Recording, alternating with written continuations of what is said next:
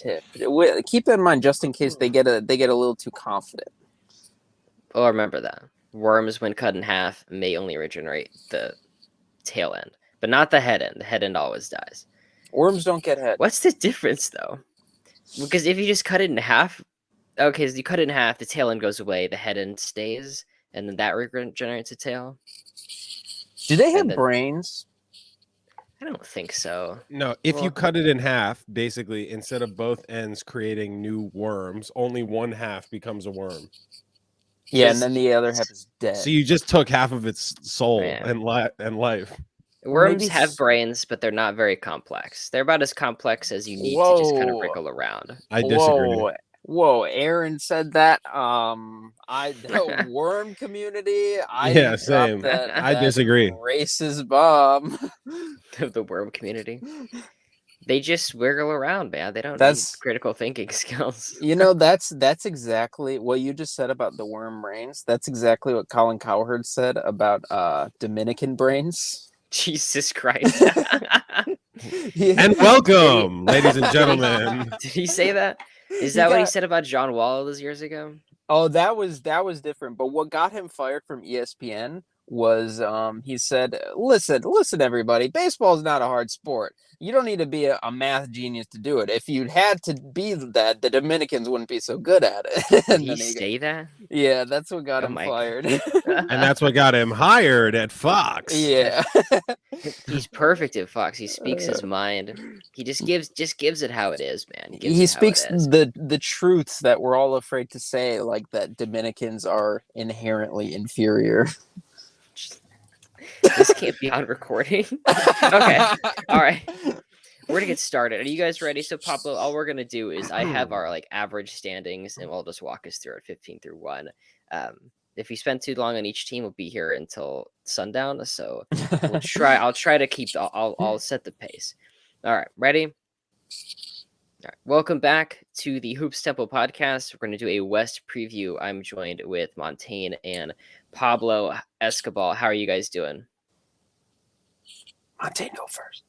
Oh, you want me to go first? I am doing very well. If for any of the people watching the visual aid to this podcast, I'm wearing a bandage on my nose, but I did not get punched in the face. I want to clarify, it is a breathing strip, which has changed my life. So go get one if you have any trouble breathing. It is incredible. And thank you for having me. Everybody, that's a lie. He told us all before that he got in a fight fighting for Logan Paul's honor in the streets. Somebody said Dylan Dennis was going to win. He said, no, I'm a Maverick. That's my Maverick. You can't say that. And then he got in a fight and he got busted. But hello, everybody. I'm here today. I'm Pablo Escoball. I saved a worm on my way to this podcast. So please comment down below. Wow, thanks for saving that worm. And you're not allowed to be mean to me for any of these predictions because I'm not confident in them. Have some confidence. I want to say, Montaine, people are very disappointed that you did not get punched in the face.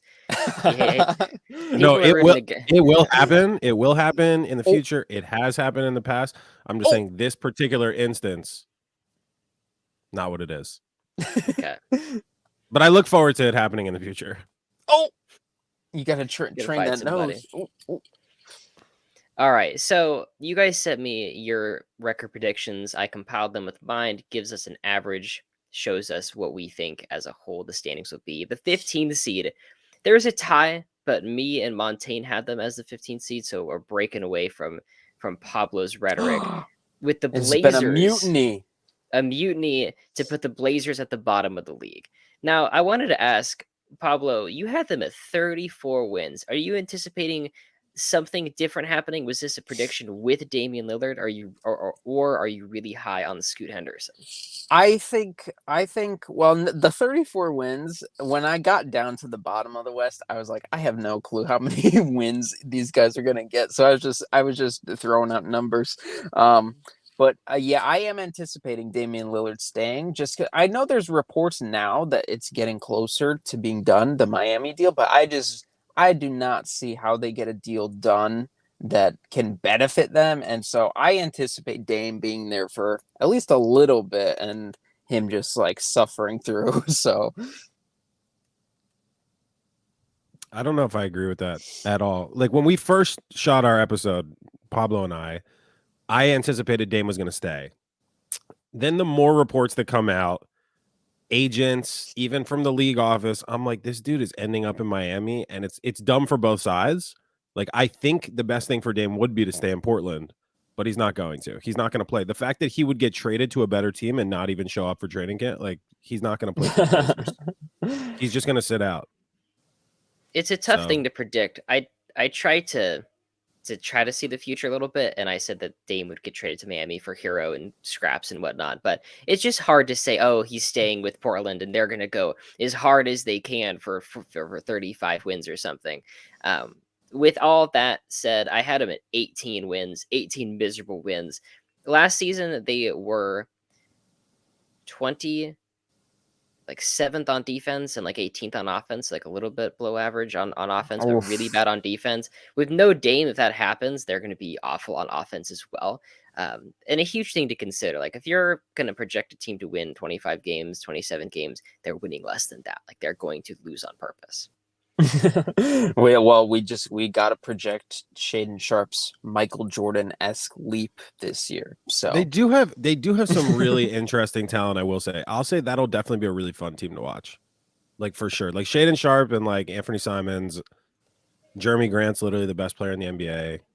Obviously, all things no, I'm true. just kidding. All things true. Well, one of those things is not true. And Scoot, I mean, it definitely will be a really fun group of pieces. How they will end up playing offensively, it could be a lot of hero ball. I have no idea how it's going to work. Is that hero ball or Tyler hero ball? Nice. Yeah. Both. You're on fire right now. I think if they get Tyler Hero, it'll make what I just said even crazier to watch. It's another one of those type of pieces that is just a ball dominant guard that is just going to be me first in terms of scoring. And while that may not lead to productive basketball, I will definitely watch it and enjoy it. It's step up from like the Rockets the other year, like with like Şengün and Jalen Green, where it's like this could be fun. That was not fun. Wasn't fun at all. Would you guys rather have Tyler Hero or Anthony Simons? I think I might just have Anthony Simons straight up above Tyler Hero. No way. Not for me. I like Anthony Simons because he's never been in like the biggest market and whatever, and I feel like he's kind of like an undiscovered talent, but people are underrating how good Tyler Hero is. I think people like love to shit on Tyler Hero. Tyler Hero is a fucking monster. I think he's gone. My thing just oh no, I'm good. You're back. What's it called? Yeah, I left because I was like, Tyler Hero praise. I gotta get out of here. No, but what's it called? I think for me the main weapon for both guys is 3-point shooting, and Anthony Simons has been like super duper prolific over the past few years. Like I just saw per something possessions, he's like at the top of the league in attempts and near the top of the league in efficiency. He's like at the top of the league in pull-up shooting and everything. And so when it comes to purely shooting, I think I would take him. The only problem I would have to consider is he, because Tyler Hero has some like secondary pick and roll creation type stuff. So I don't know how much Simons can do that, but yeah, I just feel like they're relatively similar. I'd be so mad if I'm a Blazers fan and he's the centerpiece of the package we get back. Oh my God. It may not be the best centerpiece, but even judging off of like the Miami playoff run 2 years ago, like when he's in with their bench unit, he can carry a bench unit and like hold off certain starters. And like you drop Anthony Simons in, I don't think that's happening, despite how good his shooting numbers are. They're very, very similar. Me, Nate, and Dylan did our top 100 players heading into next season. Simons came in at 84 and Hero 68, which is like basically the same. I mean, it's a difference to like an 85 overall in 2K and an 84, but I did like Hero's like secondary creation stuff you mentioned more than Simons, but I think that's good on the Blazers. They're going to kind of suck, but it might be more fun than usual. It'd be a fun losing team, almost like the Spurs last year, where it was just kind of shootouts. First coach fired candidate? Chauncey? No. We don't when think teams so? are that bad, I think they hired him saying like, hey man, like this is gonna go downhill. Like buckle up for the long run. And why would you fire a coach when you know you're gonna be the worst team in the league? Just Because you're building a bad culture like the Rockets last year. I think they'll be like, I think ownership will look at it and they'll be like, well, we just drafted Scoot Henderson. You know who was a great point guard? Chauncey Billups. He'll tell Scoot Henderson how to be great point guard. Click light bulb, and they'll be like, we're good. Yeah. Good luck. So for the 14th seed, I had the Spurs at 26 wins, Montaine 22 wins, Pablo 25 wins. We all feel basically exactly the same about the Spurs. I had told Montaine right before we started recording that I felt like they would give Wemby kind of shine in the first month. In the first 2 months, they'll be like 8-15, 8-17 heading into December or something. But then they'll go like 10-50 to finish the season. But I do find a few more wins in that. How high are we on Wemby as someone who can impact winning right now? Me? All right, I'll go. I think he'll be. I think we'll see a lot of really encouraging stuff defensively, but overall, I don't think he's at the point where it's like he's single-handedly propelling these wins, unless the defense is good enough to where Devin Vassell is confident enough to be a crazy perimeter scrambling gambler. He becomes the next Scottie Pippen, and he just carries his defense by himself because he's confident Wemby's there to back him up. But outside of them two, I don't know. I don't think the infrastructure is really there for this team to get a lot of wins in the West at all. I was surprised going through because there's like a player or two on every team in the West where I'm like, oh my God, that guy's really good. I can't leave him out of the playoffs, but then you have to.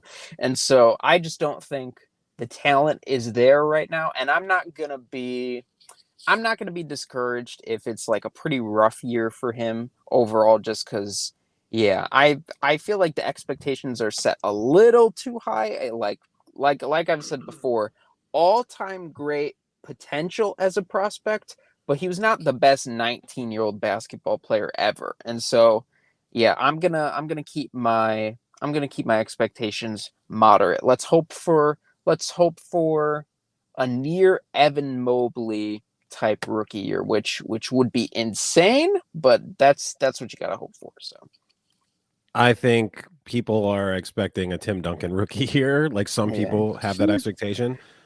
Tim Duncan didn't even come in with this big of a target on his back. Like every big man in the league who plays the Spurs is going to want to fucking destroy Wembanyama because of this hype. He's going to be basically Sean Bradley for a year. Do I think he's going to be that bad?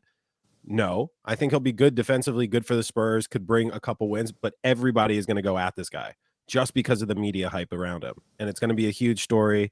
And then when he doesn't live up to the hype year one, everyone's going to be like, biggest flop ever. And it's like, no, you got to give him a year to get like his sea legs under him. I think, honestly, they're going to get a lot of wins towards the front end of the season. It could be similar to the Jazz.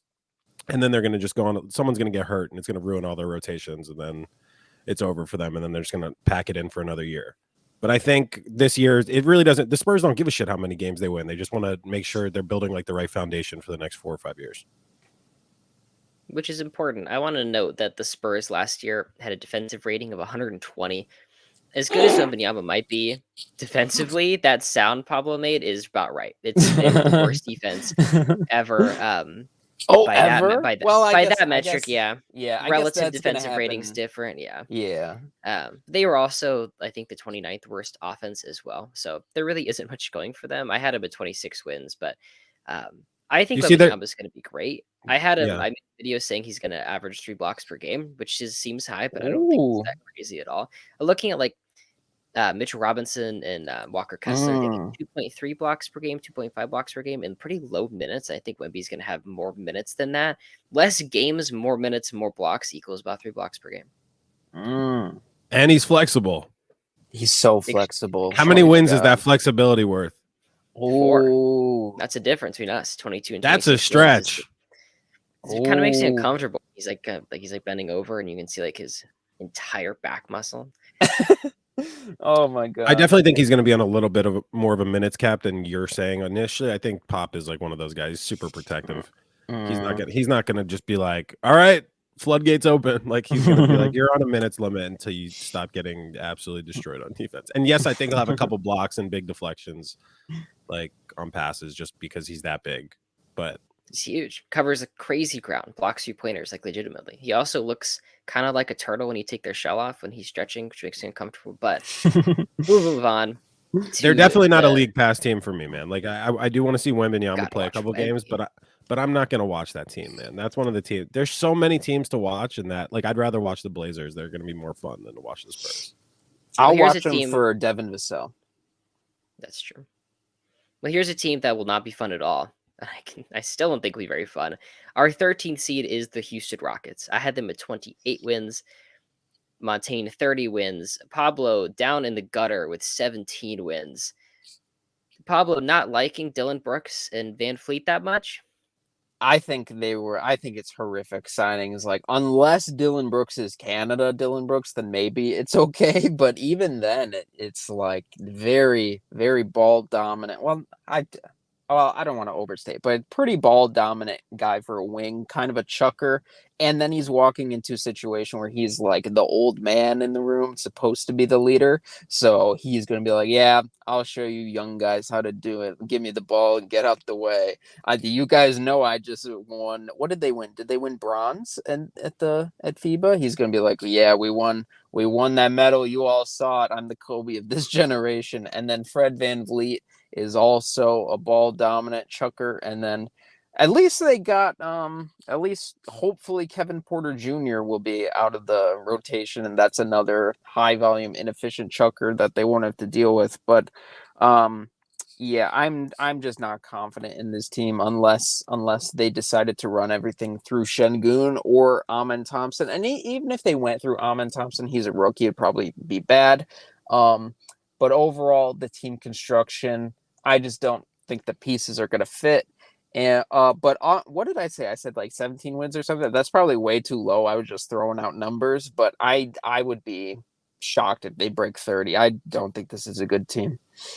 That is so disrespectful to NBA veterans like Fred VanVleet and Dillon Brooks, veterans NBA who have been on Fred VanVleet. Former champion and Western Conference semifinalist Dillon Brooks. Yeah. Okay. And second team all defense, Dillon Brooks. Does it scare me that Dillon Brooks has the potential to be locker room cancer? Not really, honestly. They gave him money that was like, we believe in you. When every other franchise had pretty much abandoned him, everyone's like, you're going to China. They were like, and I think it is the most absurd contract in the league, but for his confidence coming off the FIBA World Cup, people are underrating Dillon Brooks severely. They also have one of the best coaches in the NBA who's going to change the whole culture. I believe in the Rockets way more than both of you. There's going to be way less fucking around under Ime Udoka than previously. Like, hey, maybe a little more chucking. fucking though. Way more fucking and way less fucking around. Well, actually, fucking around on the court, but yeah, you know what I mean. Like Giannis says, freak on the court and on the sheets, and on the sheets too. You know what I'm saying? But I do think you're seriously underrating the Ime Udoka like side of this. It's like he has all these super good, talented pieces. It's a matter of you need a good conductor for all the instruments. And I think Ime Udoka is the guy.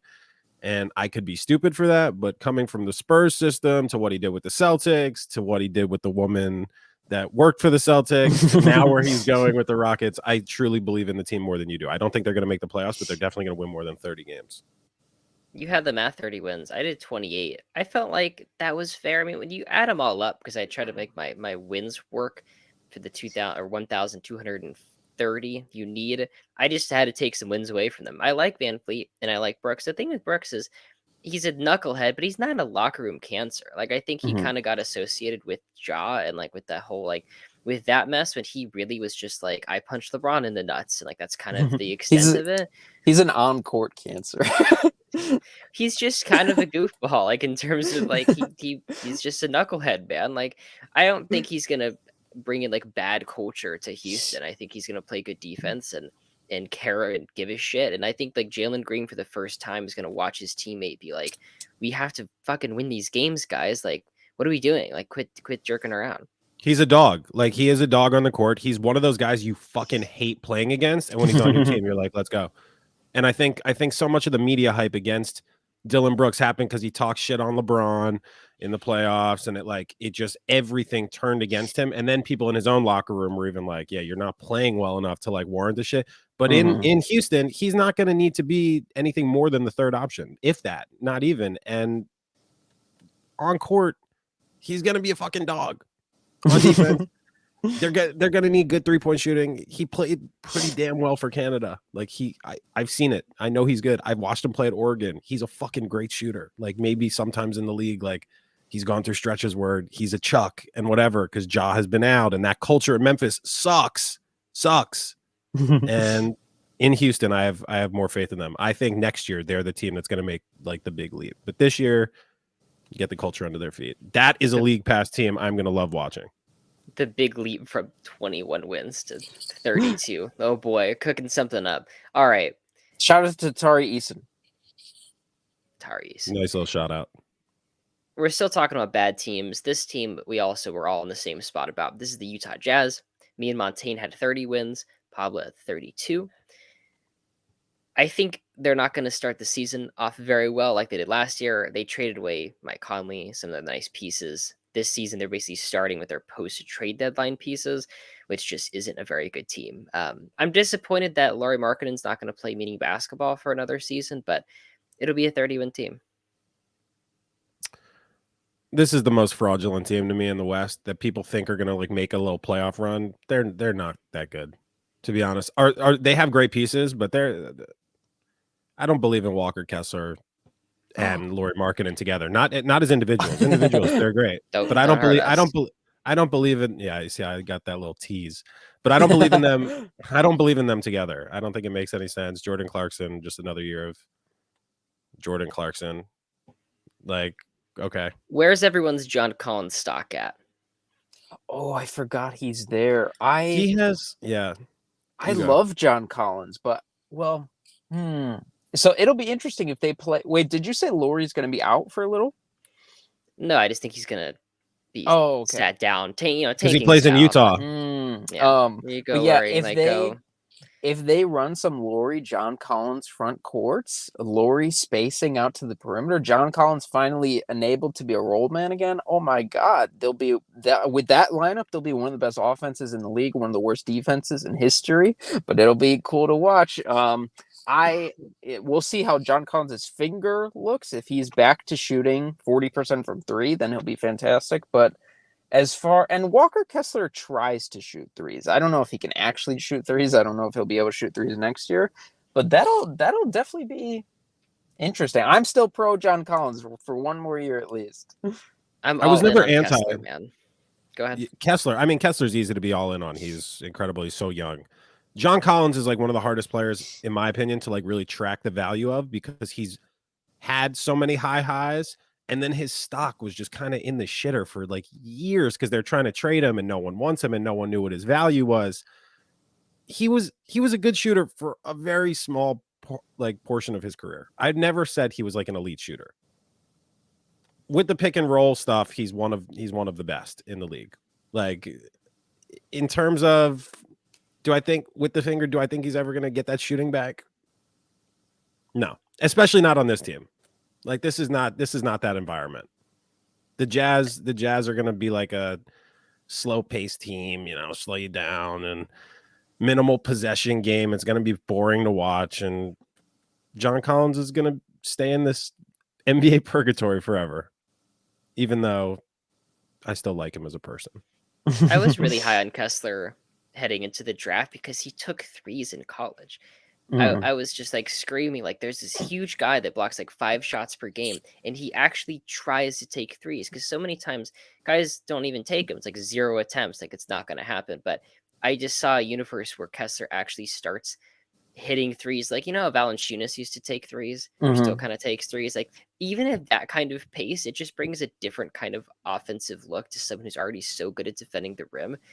I wanted to ask Pablo. Ice Bryce is on this team. How you feeling? Yes. How you feeling about the Jazz in that sense? I also drafted Taylor Hendricks 9th overall and Keontae George at 16. Lots of young guys. How do you feel about the rookies? So Ice Bryce right now is still recovering from knee surgery. So I don't know exactly when he's supposed to get back. I've been Googling him, Bryce Sensabaugh, and then clicking news on Google to see what's happening. But there has Wait. Do you click when you search Bryce Sensabaugh? Do you have to click news separately, or do you just not just Google and see it pop up? Well, he's not a notable name enough for when I Google him for the news article to show up 100% of the time. So I got to click news to see if the Salt Lake Tribune wrote about him or something like that. Google. What are we doing? um, but yeah, if he's as soon as he's healthy, that'll definitely change things for them because he'll probably average like I'm anticipating Michael Jordan numbers year one because he's the best mid-range shooting prospect ever, 40% three-point shooter, the most confident three-point shooter ever. Closeouts don't even bother him. They could run some pick and rolls with him, but he didn't have a ton of reps doing it, and so I don't know how much that'll be a part of his offensive game, but he's just a safety option when your offense breaks down, and their offense will probably break down. You say, oh my God, we have nothing to do. What do we do? Let's give it to Bryce Sensabaugh on the mid post. He's going to turn around over the shoulder. He's going to hit the fadeaway jumper in your face. He's like a 71 overall on 2K. He has the MIDI master or whatever badge. It doesn't have any color. It's not even bronze, I don't think. I don't know what it is, but they gave it to him because he's that good. Those idiots at 2K even had to acknowledge it.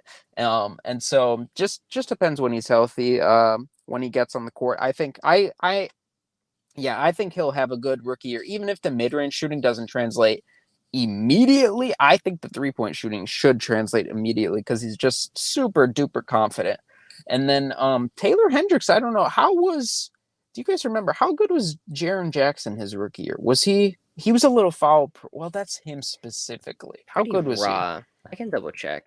Jaren he? Jackson Jr. 2019. Yeah, how He many was fouls a 58 game? games, 26 minutes a game, 50% shooting. He was 14 points and about 5 boards, 3.8 fouls per game for 26 minutes. Per 36, that's 5.2 fouls per game.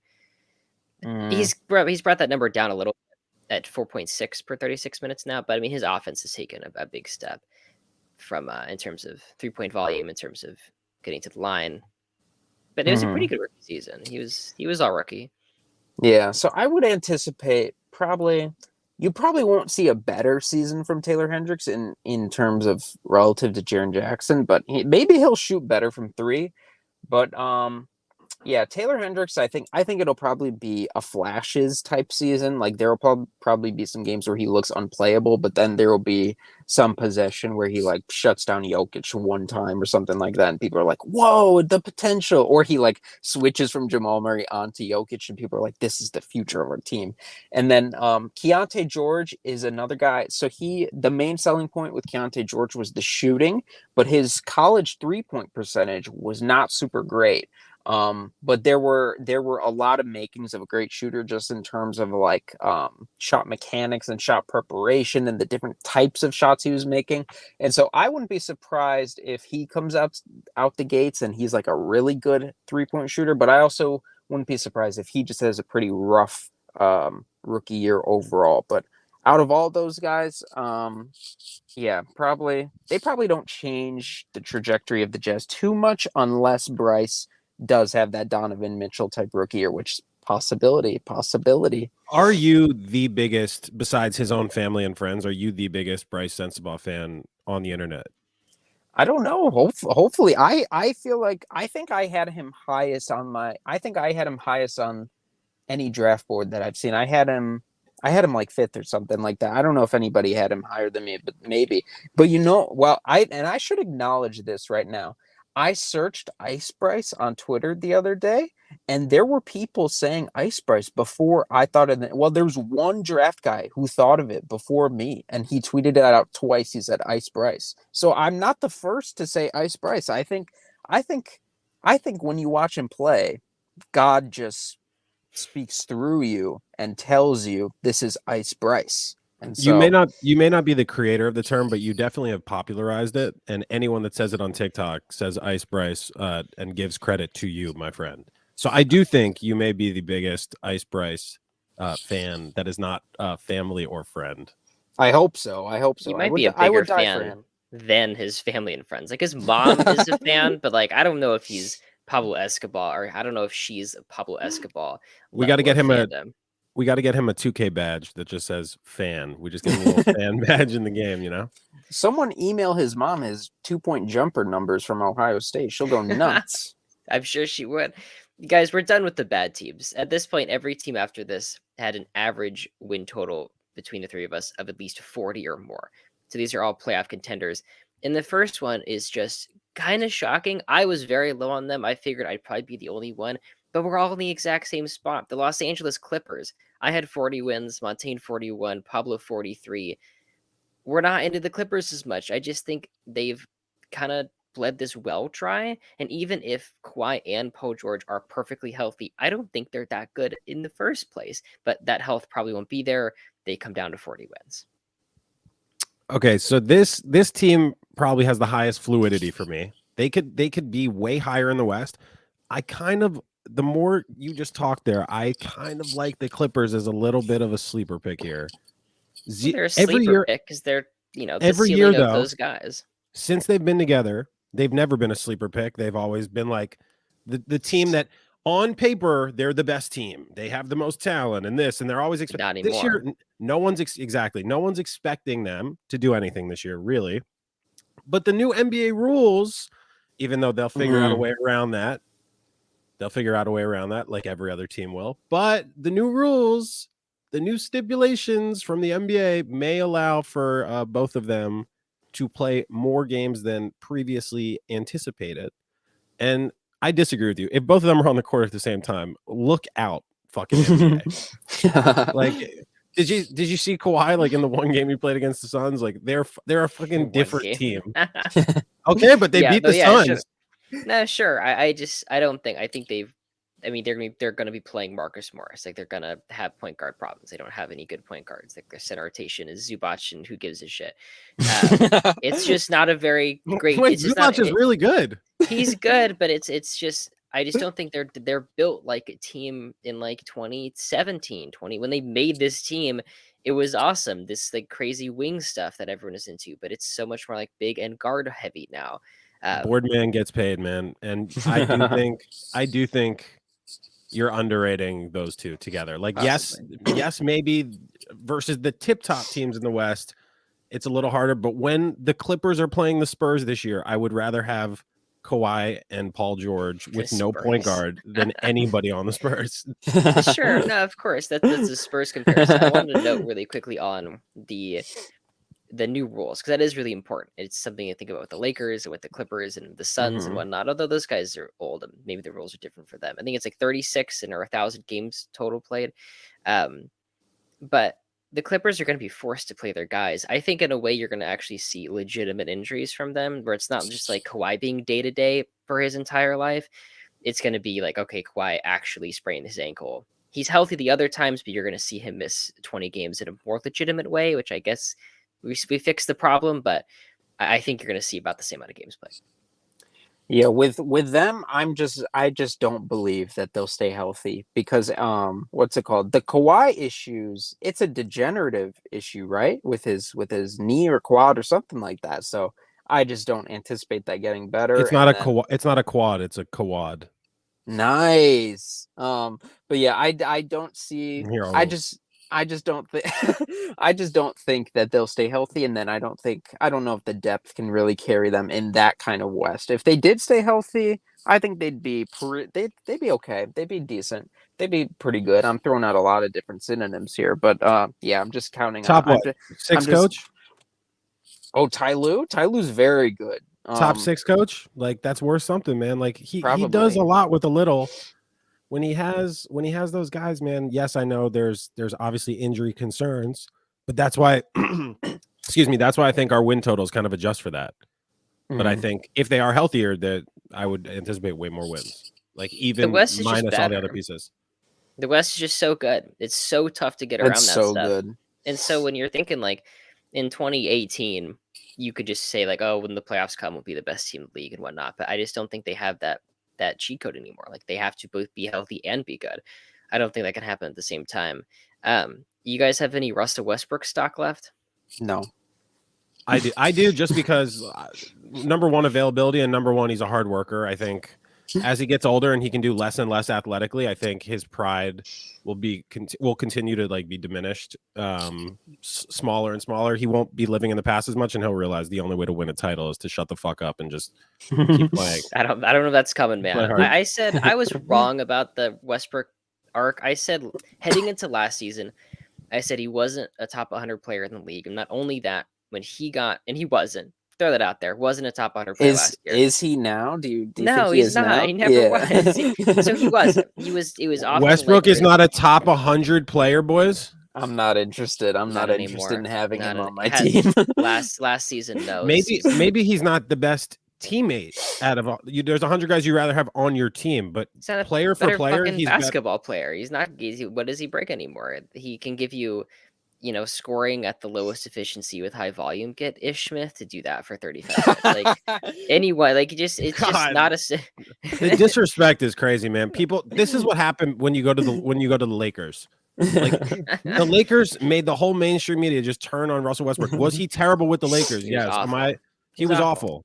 But he was also playing with the worst team with no one that believed in him. He was the scapegoat for literally everything that always went wrong. Like when he played with the Wizards, he was kind of the same player, except he took them to like a small playoff berth. And that was a year prior. Sure. And then he went to the Clippers and everyone was like, oh my God, maybe Westbrook isn't the worst fucking player in history.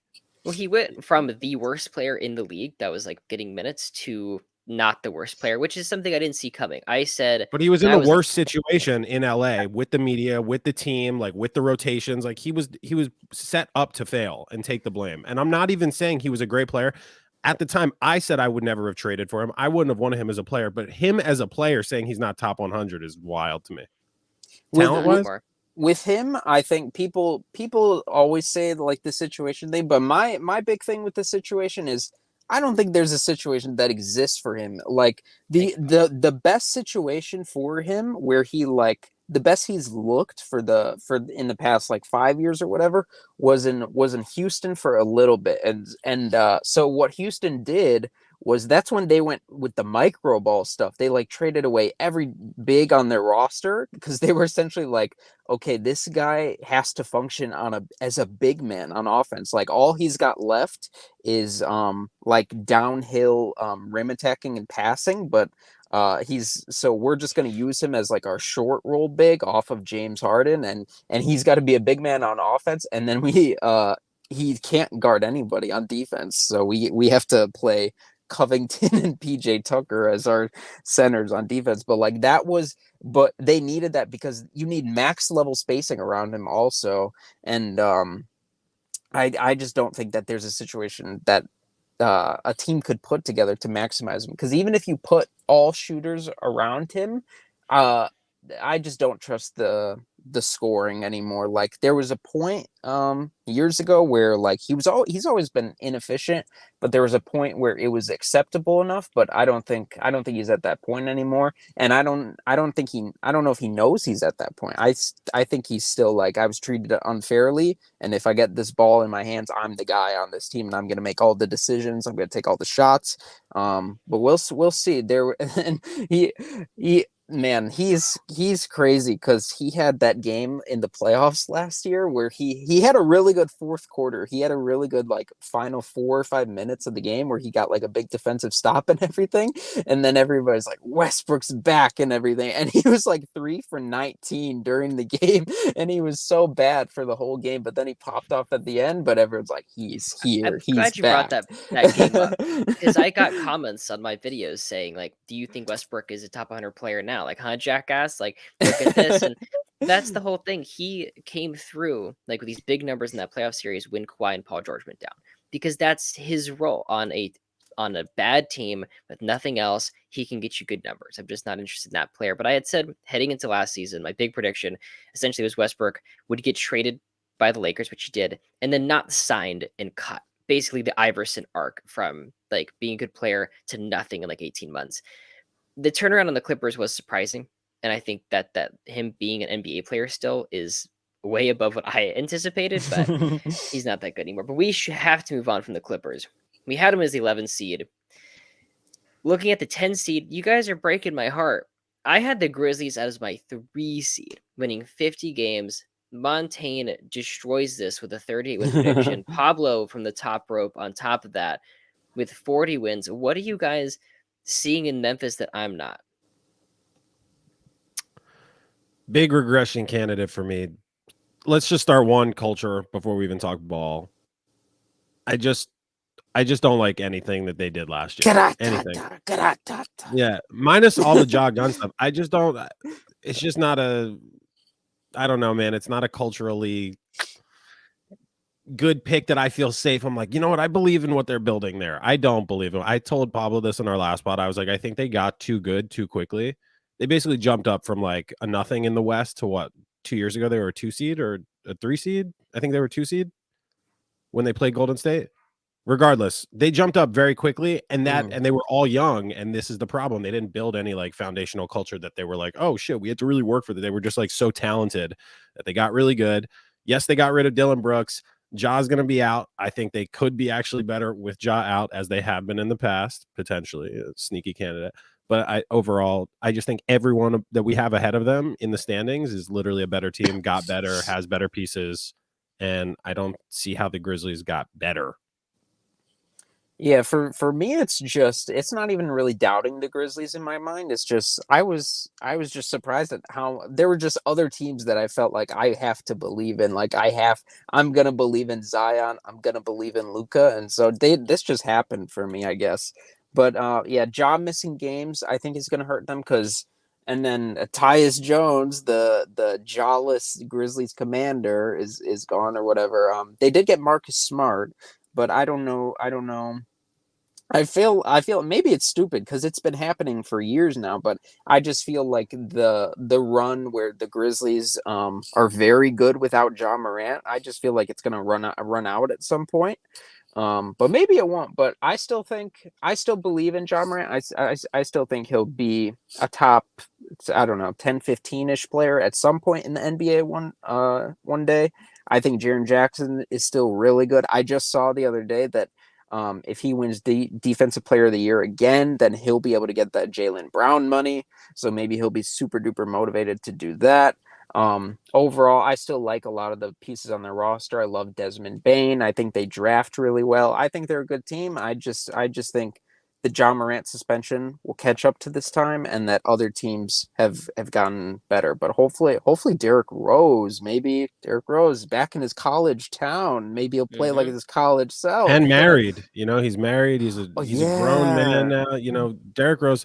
Listen, I love Derrick Rose. I always root for Derrick Rose. I think we're underrating what the Marcus Smart piece is going to do for them. Not in terms of quality of basketball, in terms of like being a regression candidate. Like Marcus Smart was in probably the best possible situation he could have been in Boston, and now he's going to a significantly worse, I don't know, situation for him. Like he was with at all times at least 2 alpha players, ball dominant players, take you off the dribble, and he was like the third change of pace kind of guy. Like if you need a little shot, he's not that on Memphis now. Like who else is he playing with? Like Desmond Bane right now. Ja's going to be out, so who? Desmond Bane and who? That's going to be like the offensive guy. Jaren Marcus Jackson. Smart's going to on offense. I don't think so. And Marcus Smart's going to like. Marcus Smart's that real. He's of the Westbrook cloth in the sense that he's the heat check guy that he gets hot. He thinks he's the guy. And he's like, they brought me in here to be the guy. He's gonna have blue hair, like he's gonna be like, I am. Oh, that'll be so cool. That's good. He's gonna have. I just want to note that just reminds me, I'm so bummed the Kings didn't get Jeremy Sohan because he would have dyed his hair purple. Just throw that out there. Oh yeah. And I wanted that so badly. You guys are out of your fucking mind. The Grizzlies are gonna be great. They're gonna win 50 games next year. Marcus Smart's gonna get better. The culture is gonna be better. They'll be fine without Ja. They were the best team of the West with Steven Adams. I'm gonna have my victory parade after the Grizzlies win 50 games next year, and I'll have no Dylan Brooks, no Tyus Jones. You still think they're gonna Marcus Smart, Luke Kennard, David Roddy. When does Brandon Clark get back? Some Brandon Clark action coming back. I love Brandon Clark. But yeah, if there's a parade inside there, was that about basketball? I'll celebrate it. Was that about basketball when you said on I this love Brandon Clark? Well, move on, guys. Move on. I'm not a public figure. Okay. All right. Grizzlies at 10. Next up is a team that I was the highest on. It's the Minnesota Timberwolves. I had them at 48 wins. Montaine 42, Pablo 49. Guys, I think they're going to be good. I think Rudy Gobert and Karl Anthony Towns is going to work. I think Anthony Edwards is going to get better. I like their pieces. Why so low on the Timberwolves? I think they really suffered from Karl Anthony Towns' injury. Played like 29 or something games. With him back, I don't see why they can't be a top 6 seed in the West. I just hate them. That's it. I'm a hater. Fair. I'm literally All a right. hater. I Moving like on. Anthony Edwards. I hate Gobert, and I hate Karl Anthony Towns, and I want them to fail.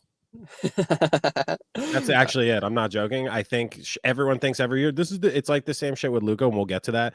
But every year, and this is the year the leap happens. You know, they're putting on better pieces around him. I hate Rudy Gobert. I started calling Luka next year's MVP. That was my nickname for him for a while. What is That's a great their name. what was their record with Gobert and Towns together? Was it good? I can check. Yeah, but I'm not a big believer in that pairing. I don't know if that's wrong. I don't know what the statistics will tell us, but yeah, I just think that pairing is still a little rough. And then I'm not as sold on Anthony Edwards as everybody else. I'm not like a hater or anything close. I still think he'll be really good, but I'm not anticipating like a future superstar MVP, like top 5 player in the league type guy, unless That's tough. We had him at 18 heading into next season, the 18th best player. I feel like it's about right. Right. Hot take, Ja. gentlemen. You ready for this? You ready for this Sure. hot take?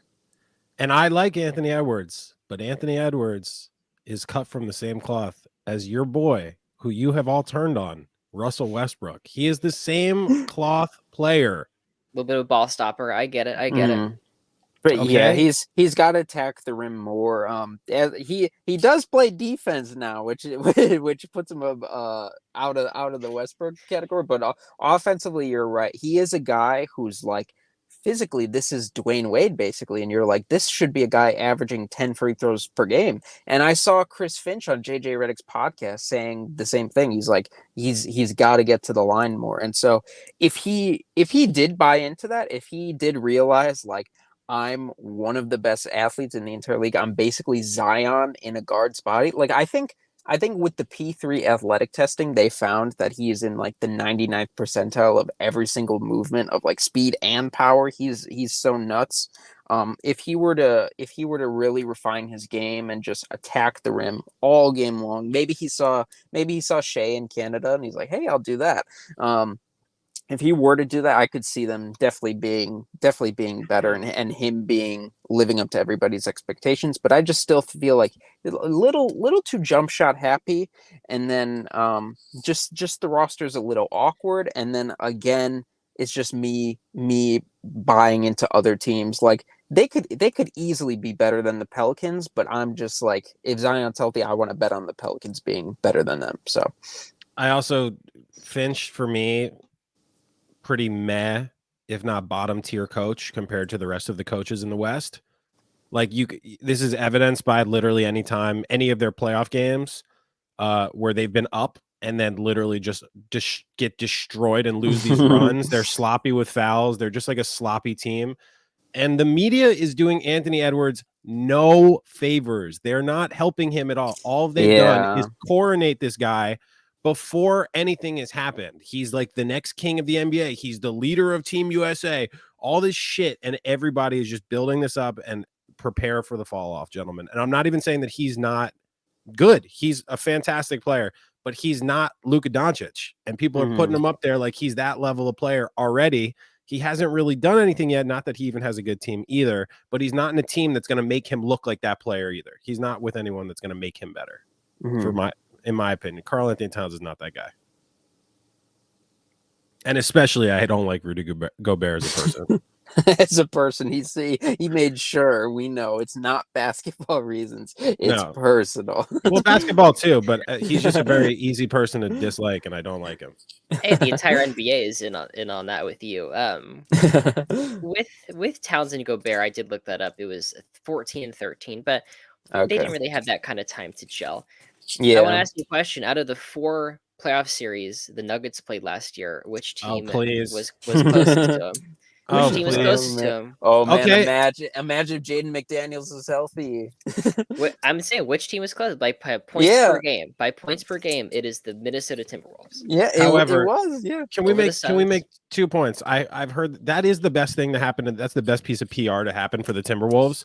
And the reason that is misleading is because the Nuggets had just started their playoff run. All right. They were shaky. They got way better. I also think the Lakers played them better. If you watched any of the actual basketball, like the Lakers played them better in all 4 games of that series. Yeah, but I hate the Lakers. I'm not going to say that. I agree, but I'm just saying the Lakers played them harder. And because they have so much pride and hated the Lakers in that run, they would never have said the Lakers were the best team they played. They obviously said the Timberwolves. And honestly, blew smoke Because up they all their matched asses. it. Oh, did someone say that from their team? Did Mike Malone say it, or who said it? No, it wasn't Mike Malone. It was, I think it was Bruce Brown. Oh yeah, Bruce Brown. Bruce Brown's like playing like 25 minutes a night. And he's like, yeah, they were tough. And Jokic is out there for 38 minutes a night. He's like, dude, what are you talking about? Like, the Lakers were so tough. But I believe in the Timberwolves. I'm curious to see what's going to happen. We'll move on to the Rudy 8th Gobert. seed. Sorry. Rudy Gobert, if you're watching this, I don't like you. Okay.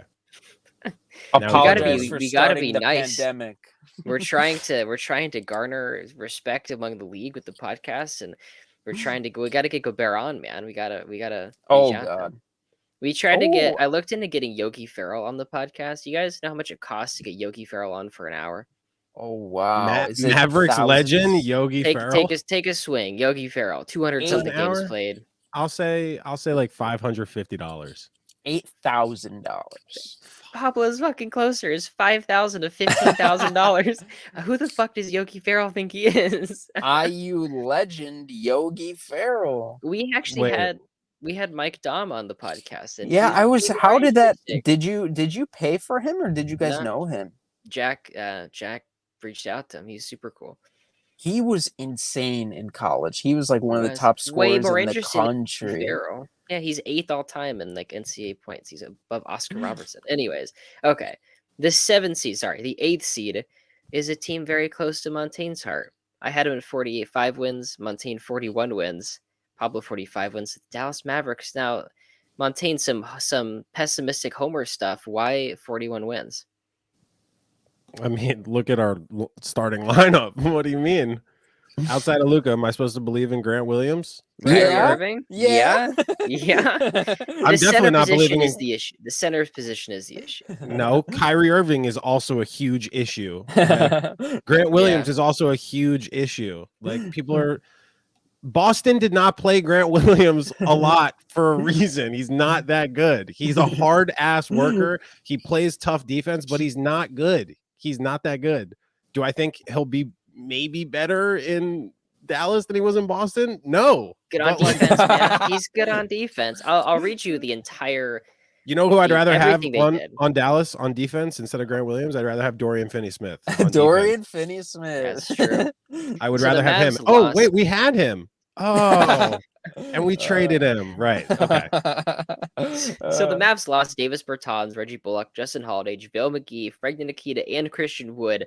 Added Seth Curry, Rashawn Holmes, Dante Exum, Derek Jones, and Grant Williams. I call this, and I name this after what the Lakers do every year. I call this the shit shuffle, where they take a bunch of players that were problems for other people and they get rid of their players, and everyone's like, oh wow, like maybe this will be better. What I try to look for, who's the best player? Pick the best player out of what they lost and what they gained. The best one was Grant Williams. He's better than Christian Wood. He's better than all those guys. I think that alone, plus Kyrie being there for full season, they're going to be better than last year. They're like 38 wins last year. I give them 44. So Luka, Kyrie, Seth Curry on the floor together, 3-point wise, may be incredible. Mhm. That is probably the worst defensive three you can put out there in the That's pretty bad. They're not And playing that- together. NBA. That's where Grant comes in. Oh, Grant's gonna guard. They're gonna play what is it? It's not a boxing one. It's a boxing Grant. It's just Grant guarding everyone. Nice. It's going to rely a lot on Derek Lively. Pablo, what do you think about Lively as an immediate defensive anchor for a Mavs team that desperately needs one? I think it's probably above his pay grade to be the anchor of a playoff level defense, but I think he'll have good moments. I think just getting blocks, and being a good rim runner. But yeah, the big man situation on this team is tough. You guys are forgetting European Partizan MVP legend Dante Exum making his fateful return to the NBA last year. He shot like 40% from three in Europe. Elite defender, remember back in the Utah days? I remember. Oh no, James Harden, we need someone to guard him. Dante's on the deal down under. Dante. Yeah, and then Grant Williams. I am a Grant Williams believer. I do think it definitely was concerning that they held him out of so many matchups, but I do think he struggles against, like, he's not a guy you can really switch onto really quick guards and stuff, but I think he's a very, very smart team defender, and he's also very good against big guys. Like he's one of the better Giannis defenders in the league. Like, not that there's really any that exists, but he's one of the better ones. And then I believe I'm so Seth Curry pilled. I think Seth Curry is so underrated. I think he'll be so fantastic for them. And he's then, our best signing for sure. Yeah, and then I'm also a believer in Luka and Kyrie gelling on the court together. I think obviously Luka looks like he's in shape and he's like super motivated for next year, and I think he's a top 5 player in the NBA. He does this shit every season. He's in shape he's so ripped in June, man. Well, he just got married also, so he's got that boost. But I think this is the Luka year. Like you say, every year they're like, next year's the MVP year, and I'm always like, maybe, but this year I'm like, all right, I think we're hitting primetime Luka, and I don't think he's disappointed us yet. Last season was bad, but more from a team perspective, I don't know if it was on him. And I just think him and Kyrie with the full off season and everything, I'm just a believer. I think Kyrie can play off ball. Hold on. Question. Kyrie, what does the full off season mean? They've been not together at all this whole off season. Well, they're about to start, right? But that's not a full off season. Like training camp. Like, they text goodnight. They text sweet dreams. One's been away playing in the World Cup, and the other one's reposting shit on Instagram. Like, I don't know what the fuck they're doing together. I don't think there's any chemistry. I'm sorry, but I need to like nip this shit in the bud, because this is why they're a 41 team, because they're gonna have some of the sexiest looking wins in the league. They're gonna look good when they're good, and then they're gonna like lull me in, and they're gonna fucking disappoint me worse than ever, and I'm not letting it happen this year. I'm not letting it happen until we get a better coach. We're never getting rid of Kyrie. The fact that I have to root for Grant Williams is pissing me off. Like, I have not come to terms with that. Okay, like, he's one of those guys. Like, I was rooting for the Heat so heavily against the Celtics, and part of it was I hate watching Grant Williams, and now the guy is on my team. Montaine's having a tough time. It's gonna be a rough It's season. frustrating. and it's like, at least in the years past, I could be like, okay, this could be the Luka MVP year. We finally got some better pieces around him. I'm not falling for this shit. It happens literally every year. It's the same media propaganda. He gets skinny. He gets in shape. He plays amazing with Slovenia, and then he comes back. It's not even that he's bad, but his team lets him down. His team lets him down. It's going to happen again, and we're going to middle out. So if any other Mavericks fan is watching this and disagrees with me, you're not a real fucking fan. All right, be real about your team. Whoa! Civil war initiated. Before we move on, I want to note that Pablo said it wasn't really on Luka's shoulders, and yeah, the team issue is defense, and I don't think they fixed much of that.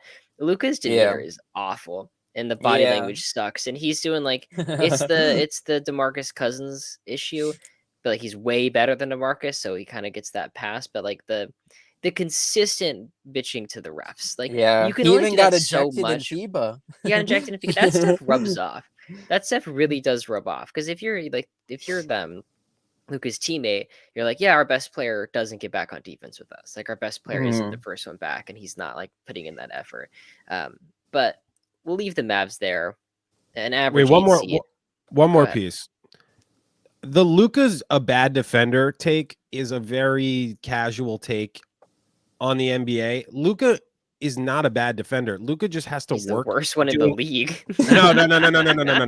Luka has to do everything Luka has to do everything on offense for this team. He doesn't have to, but he does everything on offense for this team. That when he gets back on defense, he's like, "Fuck this! I'm gonna be so tired. I got to play 40 minutes of this game. I'm not working hard on this one possession because I'm gonna get buckets on the other end." Get in shape. Giannis does it. Giannis plays 38% usage rate. He's still back there on defense. All right, we'll leave it there. The seventh seed is there. Thank you, Pablo. The 7th seed is the Pelicans. I had him at 47 wins. I was the highest. Montaine at 45. Pablo 41 wins. They were the 1 seed for a good chunk of the beginning of the season. Like they were all in it, and with the Zion stuff and more injuries, they just kind of slowly fell into nothing. Oh, very nice. The Mount Zion hat. I'm gonna say Zion plays this season, and the Pelicans are pretty good. I concur. I think I was high on them last year. At the start of last season, they were fucking unbelievable. And then injuries. That's kind of it. Also, what is happening with Brandon Ingram? Brandon Ingram's stock taking kind of a big hit after the summer. He kind of went to Team USA, expected to be the guy, got like no shots on the team. I feel like everyone's underrating how good Brandon Ingram is to this team as well. And he's like their second option, you know? We had him really quickly. We had him, I think, like 20th in our top 20 for our heading to next season. I wasn't there to record that episode. That's Dylan and Nate's fault. Civil War in the Hoop Temple podcast. So many civil wars are brewing. But then we got back, and I didn't say anything, but we moved him down to 34. Like they were so disgusted by what happened in FIBA. I wasn't really in the loop, but I'm like, I don't know. I was camping all week, and I was like, I don't know what's going on with Brandon Ingram, but I don't think he's a top 22 player, but he's definitely top 30 for me. Like somewhere around that range. But regardless, he'll play so much better as the number 2 than having to be the number 1 guy. And if Zion's healthy, look out! NBA. I should print shirts that say "If Zion's healthy." Make $1 million doing that. You guys realize he's a father. He's going to be a father soon. He might have a few kids, man. At this, like he's been busy. There's a few on the way. Some men, they give into their primal urges, and that's just what biology tells us. I've heard this on the Fresh and Fit podcast, of course. Zion is a game-changing, historically dominant, fantastic player. He's a nice guy. Just because he cheats on girls, well, he's mean to girls, but he's nice to the boys, I think. There was a leaked video from his time at Duke. He was calling girls beautiful on Snapchat. So you're telling me a guy who calls girls beautiful is sleeping around? Nice try, lamestream media. He's the best rim attacker in NBA history. He's the best offensive rebounder in NBA history. He had the best single college season in college basketball history. He's a game-changing offensive player. Horrific defensively, but potential to be fantastic defensively. He's in shape right now. Maybe the pictures are from like 3 weeks ago. Maybe, I don't know. He looked okay. He can put on weight in a weekend, man. Like, I need to see him on the basketball court. But if he stays healthy, oh my God, we're in such good shape. But also, underrated thing is like they were near the top of the West last year, right? But if you look up at their record with him, because I was trying to get some pro Zion propaganda this like a little while ago. I looked up their record with him. I think they were like 12-15 or something with him, or something like they didn't even rack up all the wins with him. But still, I just think he's a really, really special talent. I think they have. Oh wait, Trey Murphy is out for a little while for them, right? So maybe that hurts. Yeah, they're missing Murphy and they lost some depth in Jackson Hayes, Josh Richardson, Garrett Temple, Bo Cruz, whose real name I forget. They lost. Wait, hold on. Let him think about it. No. It's my bad. Yeah, Hernan Gomez. I was there. Don't worry. But they added. You're casual for that. That is such a casual statement to say Bo Cruz. I think it's more. That's real. What I wrote. That's what I wrote down. Yeah. Real. Thank you. I know who he's been in. Jackson Hayes, underrated locker room cancer. Good riddance. And Jordan player. Jordan Hawkins, their rookie, the next Rip Hamilton, fantastic, insane movement shooter. And so they have a lot of talent on this roster. But Herbington Jones. Herb Jones, oh my God, it definitely could go poorly, and this could That really kind of season. backfire on me. But I'm just buying into the Zion optimism because this is a dark world, and Zion is my one light. Are you a Zionist? Of course, not. Okay. I'm Word. anti This Israel, free Palestine, pro Zion Williamson. I think we Wow. should kick the Jews out of Israel and Dude, make we it gotta Zion really Williamson's solo palace. And now Okay. give it back to the Palestinians. Free Okay. Palestine. I was gonna mention that with me, Montaine, that we had someone on yesterday who's also Jewish, and we're gonna do the we're gonna start a Jewish sideshow of the Hoop Zone pod. So we're all in on we'll make it this we'll might some Mountain Zion stuff. It can be all NBA. It's more nice. It's nice to Jewish finally have an controlled advantage media. on something. Yeah, it's nice to have another piece of media that I feel like is exclusively ours. I just don't think, as a Jewish person, we've had enough influence over the media, so we're going to start a Jew only segment. I'm cutting all of this out. None of this is making it. No. So we have we're gonna leave the Pelicans there. Heading up, we have an upstart team, a team that we are all pretty high on. It's the 6-seeded Thunder. Me and Montaine at 44 wins, Pablo all the way up at 49. I like the Chet Holmgren stuff, and I think SGA is one of the 10 best players in the world. Jalen Williams is awesome. I think they're a legitimate playoff team. Question: can they trade Jalen Williams and get a better piece? Why Is the it fuck would possible? you? Why would you do that? Jalen Williams is great. But what if you could get like a real star for Jalen Williams and some picks? Oh, who would you want? Dame? That's the He's question. not going there. That is the There's question. no I one just saw it available. pitched. Yeah, but like, I don't know. I'm just saying as a potential idea. If there were anyone of the OKC core, I'm not even trying to be controversial, but there any one of the OKC core that you would be willing to trade, it would be Jalen Williams, correct? Probably. I mean, it depends who you're thinking. How high a star are we talking? Yeah, Zion? I don't know.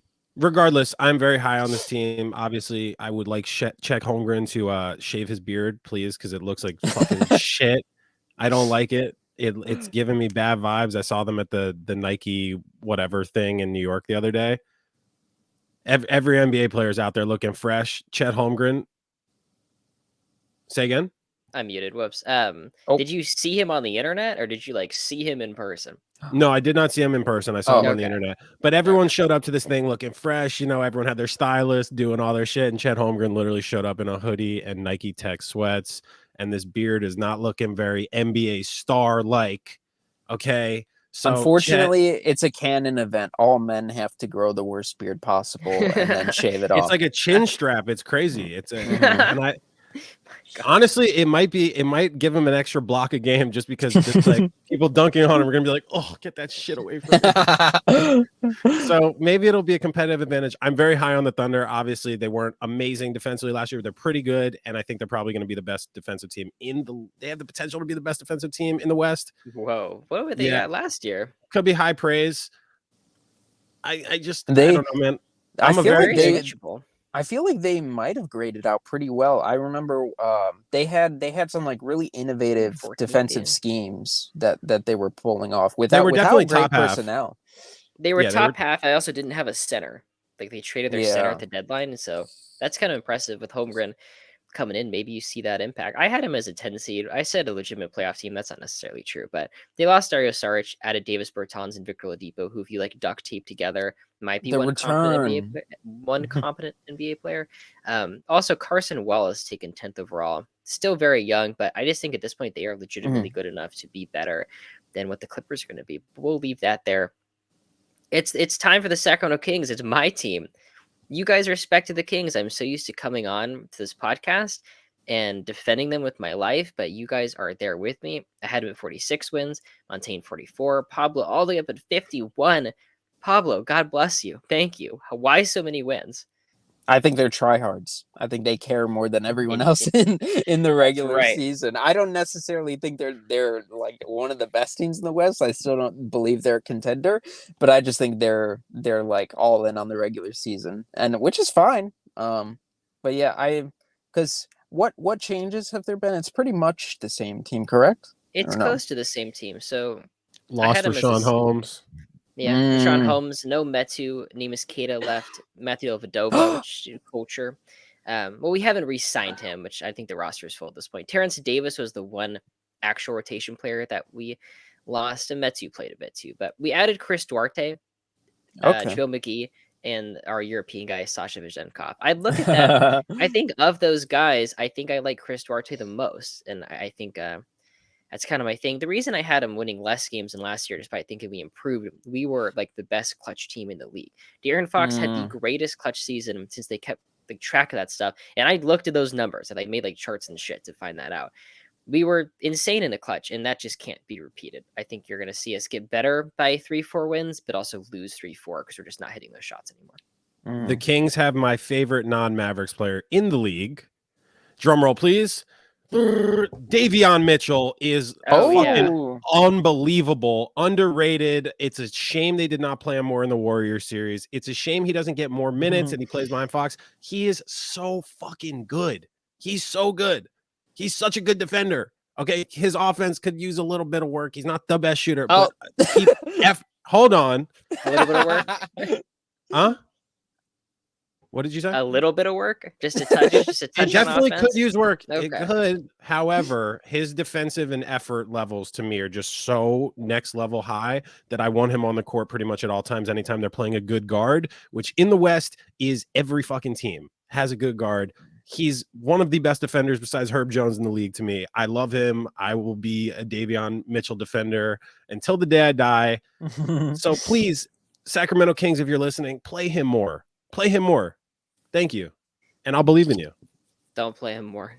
Listen to me instead. Don't play him anymore. He plays enough. He's a very talented player, but in terms of offensive output, he's just not a point guard, and he's not big enough to be a shooting guard. So that's why Herder and Monk are backup point guards, essentially. You're just a hater.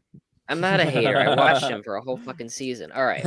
I am a hater. Look. The Kings were one of the worst defensive teams in the league, and then the best offense ever of all time. And I think we just added pieces to get better at that aspect in terms of Duarte and Vezenkov. So I think we'll just repeat that, but we'll move on. Would you trade Davion Mitchell for a better offensive piece if you don't care about defense? Because I'll take him on my team any day.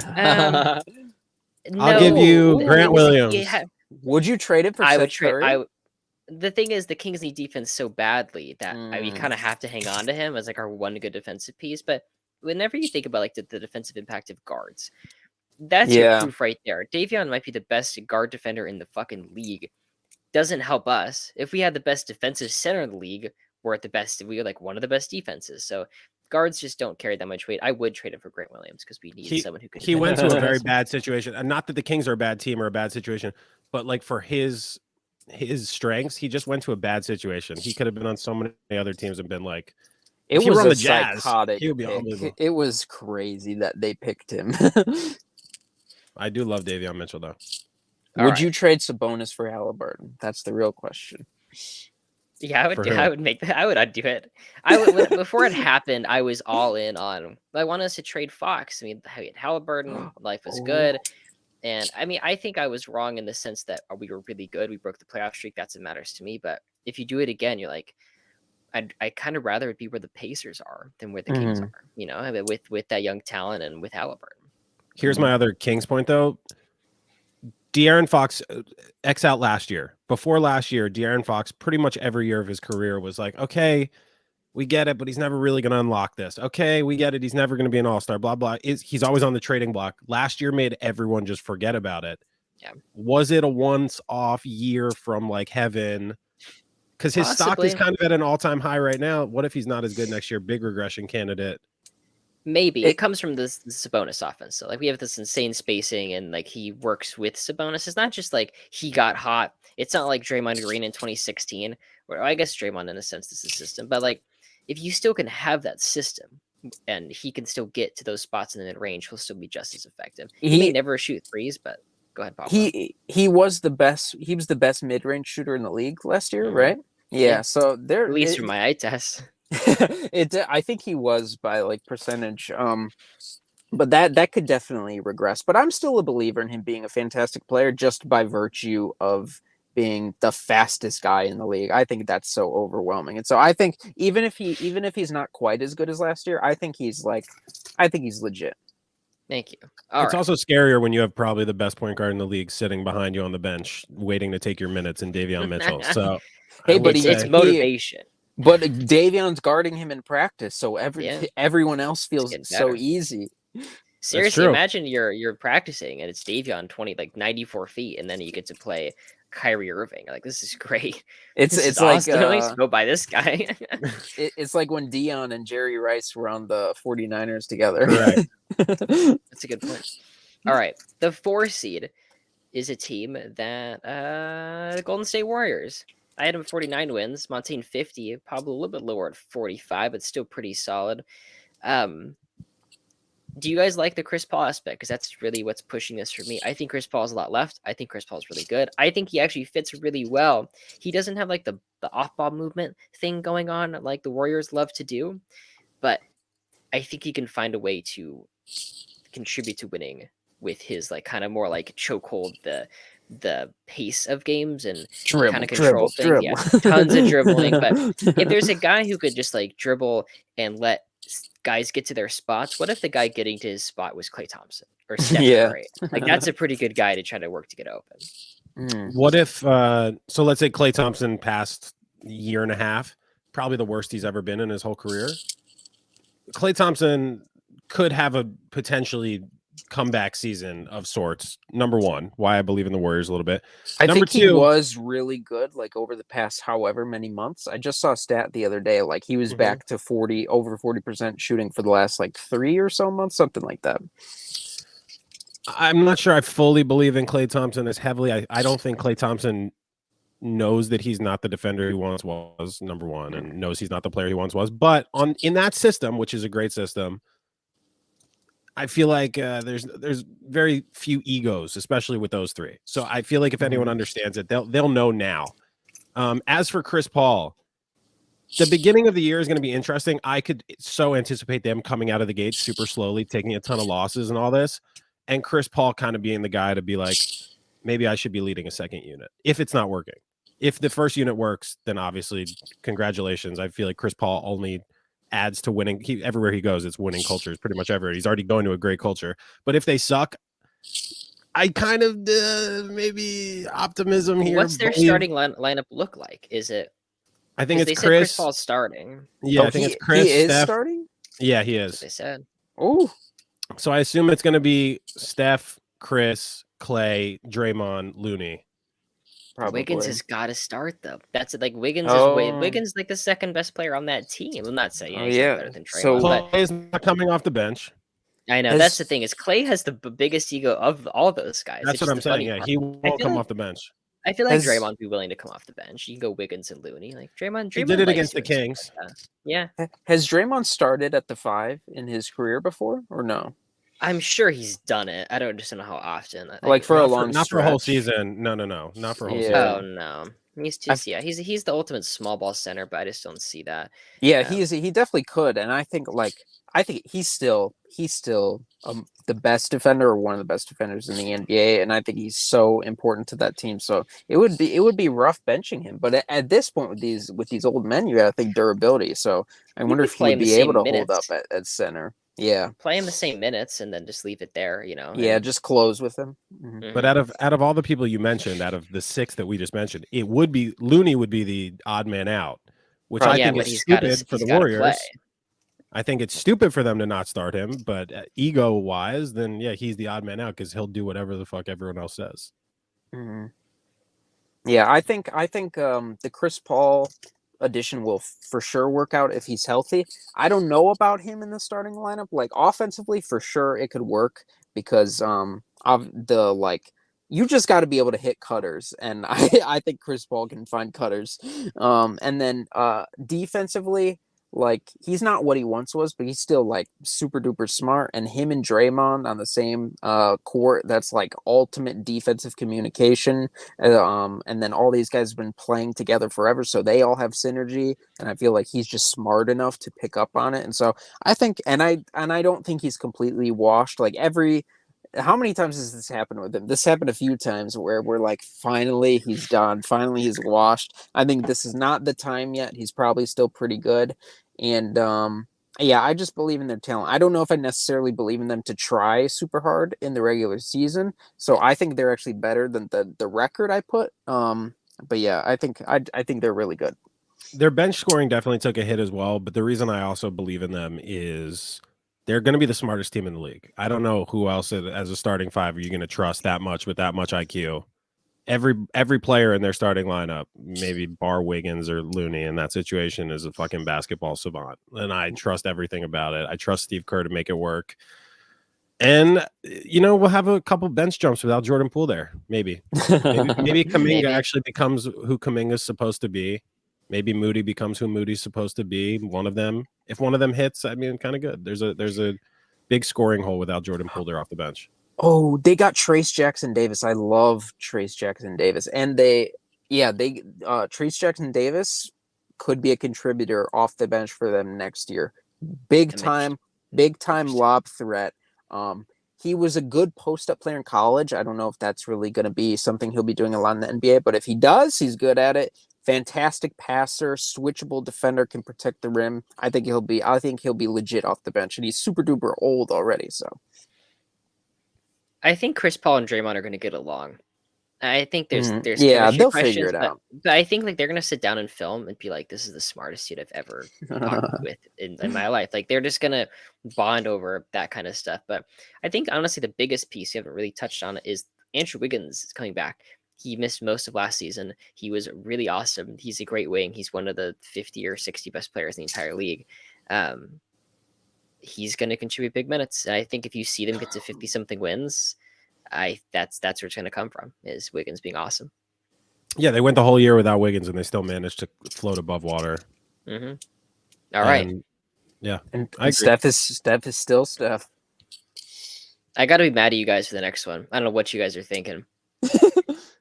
You had the Lakers way up there. I had the Lakers at 46 wins, Montaine to 51, Pablo just a nauseating 54. What am I missing? Because I mentioned the shit shuffle earlier. They did it again. It's the same thing. They had, looking at where I had them, they lost Mo Bamba, Malik Beasley, Troy Brown, Winnie Gabriel, Dennis Schroeder, Lonnie Walker, added Jackson Hayes, Torian Prince, Cam Reddish, Gabe Vincent, Christian Wood, and we're going to pretend like that makes a fucking difference. It's all the same. They're all the same. Slowly list the losses again, starting with Mo Bamba, please. Slowly. Mo Bamba, Malik Beasley. Do we lose somebody? I heard. I was out for a second. I think Mo Bamba, Malik Beasley, Troy Brown, Winnie Gabriel, Dennis Schroeder, and Lonnie Walker. You want to go need additions? Any losses that we feel pretty bad about there? Maybe Dennis Schroeder a little bit. Schroeder, maybe Lonnie Beasley, Walker had a couple good Troy games. Brown, those guys played. No, Beasley messed up a handshake with LeBron. He was gone from the jump. There's no way. All right. They added a Jackson Hayes, Torian Prince, Cam Reddish, Gabe Hold Vincent. on. Yeah. Jackson Hayes, maybe not. Torian Prince, we don't think is better than all of the other players you just named. As good. He's going to be about as good as Troy Brown. It's going to be the same fucking player. This is going to be the same player. He could shoot, right? He can shoot, but so can Troy Brown. The biggest kept secret in the world is that Torian Prince isn't that good on defense. Like he's not going to be as good as we think he is. Like it's not going to move the needle to the point where I care. Cam Reddish is the worst player in the entire league. Hey, it might happen. This might be the year. Stop. He's definitely not the worst player in the entire league. He's the worst one that we care that you could name. You could name a player worse. Well, let's see. Is Jerian Grant still in the league? No, I don't think so. I don't think so. On to Gabe Vincent. Like I worry about, like, when the Patriots players like would leave the Patriots and then they go off to some other team and they're not. It's the same thing with the Heat. Like don't sign Heat players after they've been wrung out for every ounce of basketball they have. And Christian Wood is just like a fun utility guy. He's a bad on defense. He can give you buckets. It's a wash. It's a wash. The same team as last year. Christian Wood, they all stink. You're underrating Gabe Vincent. It's the shit shuffle. None of it matters. I fell for this twice. I'm not doing it again. I fell for it the year they added like Carmelo Anthony and all that stuff. I'm like, hey man, like they're bringing in some pieces. Then when they got those guys, I remember saying like, quote, they traded the worst players in the league for players that might be a bit better, and it wasn't. It's still just as bad, and they're doing it once again. Okay, so let me make a point about your patented shit shuffle over here. Okay, so it's not like a bottom 5 team doing a shit shuffle of their bench, and they're going to be. They just made the Western Conference Finals. They only needed a little bit of refining around the edges to be in all 4 of those games against the Lakers. Jokic, to beat them in game 3, hit one of the wildest three-pointers, luckiest three-pointers I've ever seen. They almost lost that game. Bruce Brown carried them in that Lakers series as well. They easily could have won 2 out of those 4 games at any point. They didn't need so much more talent. They didn't need That's that much more stuff. series, though. You're looking at a playoff That's series a playoff compared series, to entire, but I'm just saying all they did season. is refine the edges of their team. That's it, just a little bit. Gabe Vincent is definitely an upgrade on Schroeder for me personally. I'm sorry, not coming off the FIBA whatever. Jackson Hayes is better than Mo World Bamba. champion. Torian Prince is better than Troy Brown. Like all these people, Jackson Hayes is exactly the same as Mo Bamba. Troy Brown and Torian Prince are one and the same. Cam Reddish is in a garbage can as the same player. Like we're shuffling around a bunch of nothing. They won 43 games last year. You would have said this about Lonnie Walker though. You would have said this about Lonnie Walker a year ago, and Lonnie Walker gave you valuable minutes and buckets in the playoffs. Like whatever, it's whatever. That you can replace him with whoever. It's the replacement player in the VORP calculation. What was their record when they did the trade and they added everybody? Because I think they were really good at post trade, right? So I was counting on that continuing. They were 17-9, but the Kings also were like 18-5 or something after the trade deadline. So put my Kings up there. They were 17-9.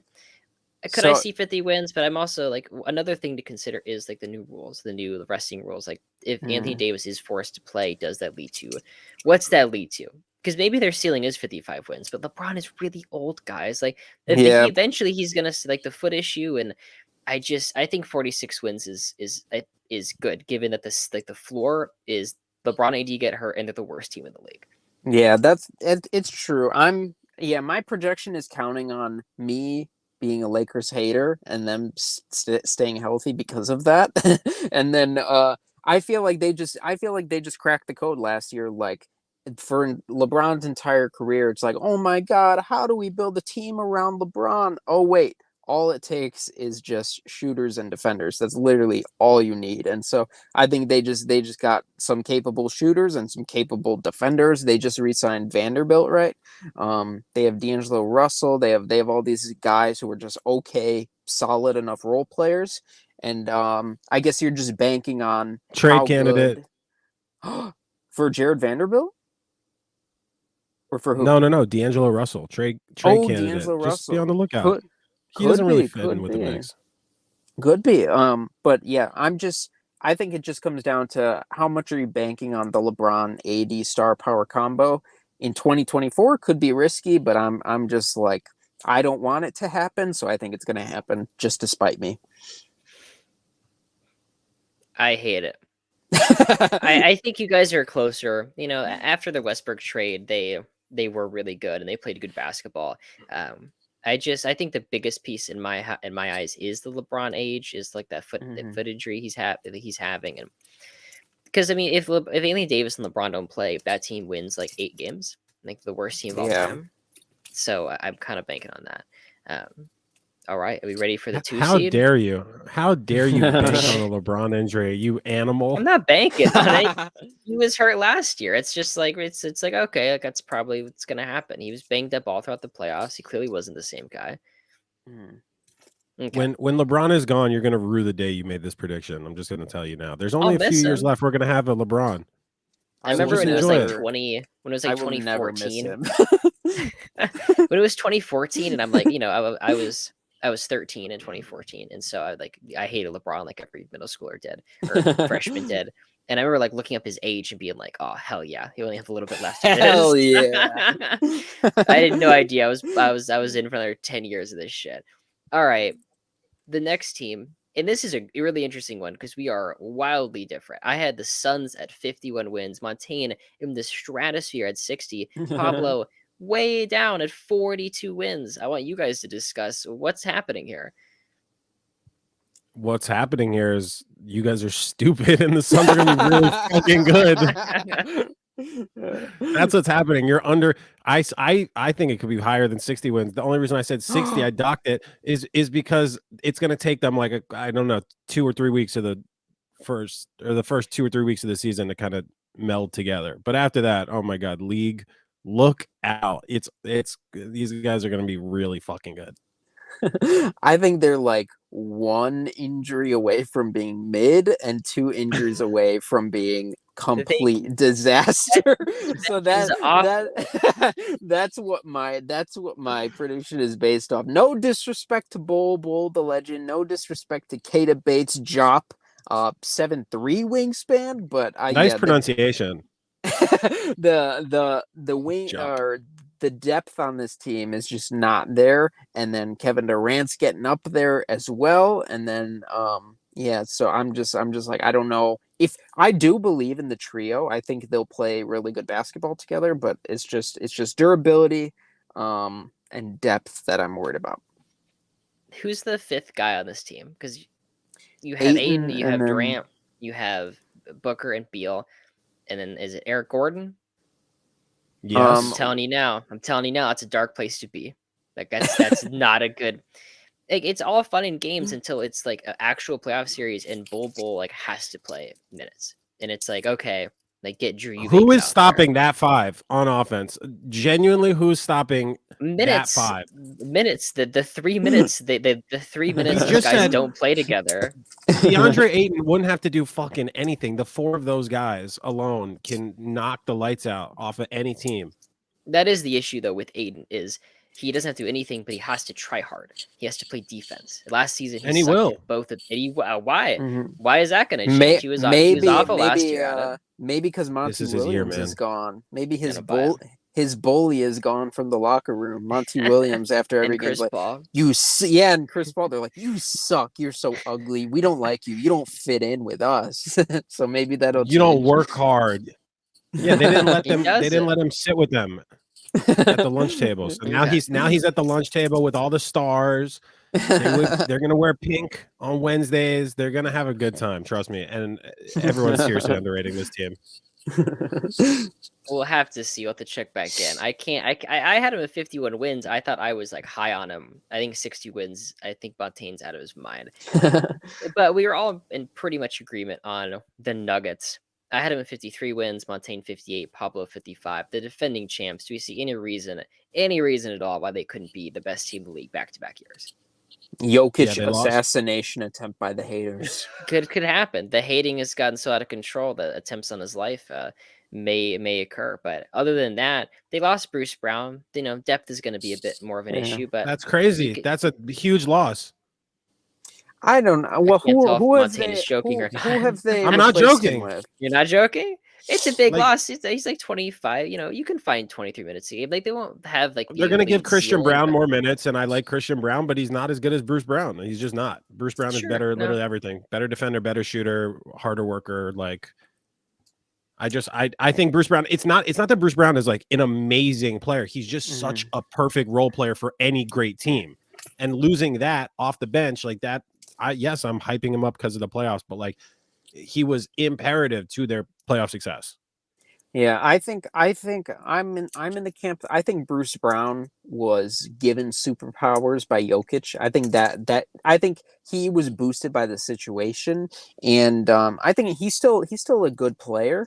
But I think somebody else could be thrown in that role and still be successful. And if they don't have that guy in the roster, I think those kinds of guys are attainable. Like perimeter. Well, he's pretty versatile defensively for a small guy. But I think you can find a guy who plays really good defense and who is a good passer and has other limitations outside of that. I think you could find that guy for relatively cheap on like the trade market. Jokic is the easiest player to play with since Magic Johnson. It's like those guys where anyone is going to get theirs and everyone plays their best basketball with them. He just has that way about him that they have all of these undrafted guys. They have a bunch of rookies they picked up. One guy is going to know how to cut to the basket. And if he can figure that out and the other guy can kind of defend the rim, like they'll be able to replace that kind of production. Well, I do think they think Christian Brown is going to become that guy, Maybe. and he's not. Well, he's good though. He's still a good player. The other thing is a full season of Jamal Murray. Jamal Murray spent most of last season rehabbing, essentially getting back into it. He was really rough the first month or so. Now you get like just if it's like him and Jokic, like is it like Shaq and Kobe, the Canadian Serbian version? Statistically, it is. It could be, and all of a sudden, like their ceiling is like 65 wins, where it's like those two are just clicking, and Porter Jr. is shooting 48% from three, and they're unbeatable. But they also went through a huge down stretch last year, like last season. The big, even when Jamal was back, they kind of played like shit during the regular season. Also, I'm not saying Jokic talent wise or anything is not going to be probably the best player in the league, but like he already doesn't give a shit about the NBA. He just got the one thing he kind of wanted in the NBA and still didn't give a shit, and just had the absolute most relaxed summer of his entire fucking life. You think he's gonna fall out of shape? Not fall out of shape, but maybe they're not going to come out of the gates really hot. You know, maybe they're not. Everyone else is going to be working harder. Like the playoff hangover, the championship hangover is going to be real. So yeah, and I wonder how hard they'll go just in the regular season, because now they're a team that they're like, we went deep into June. We're hoping to go deep into June this year, so it's like keep our foot on the pedal. But also, Jokic just might be so good even without the foot on the pedal that it's just naturally 60+ wins. I love Jokic because, I mean, like he's gonna age better than anyone else ever has. Like he is gonna have the best longevity. Like the thing is, like LeBron has the best longevity, but he like tries, like money, effort, time, cryogenic chambers. Jokic is just gonna get fat and old, and he's gonna be just as good. Like what? Yeah, maybe he tears both Achilles tendons. He's gonna get slower. Who gives a shit? Like is Luka not gonna age better? I don't think Luka's gonna age very well at all. I think he's really crafty, but he doesn't take care of his body in that kind of way. And Jokic just kind of lumbers. Well, I mean, he'd be a guard and a big, like it's just different. I think Luka's whole play style is just an old man in the gym that pisses you off with bank shots. I feel like that's Luka's whole game, is knowing the angle and the spin to put on the ball to just hit the worst, ugliest shot, but he's so slow. Whatever. I'm not even arguing your Jokic point. I can kind of agree he'll age well. Perfect. But I already think Jokic doesn't give a shit about the NBA. And I don't need to see videos of you in the gym all summer to believe whatever. I'm not falling for that hype. At horse races. Yes, and stuff, but I've not seen anything basketball related. It's only been him being hammered out of his mind at parties all summer. That's all I've seen. It's what gives him strength. Mm-hmm. It's his resources right there. Well, guys, we've gone through the entire Western Conference. We'll wrap it up. Montaine, where can the people find you? They can find me at Montaine on all platforms. OHMONTAINE.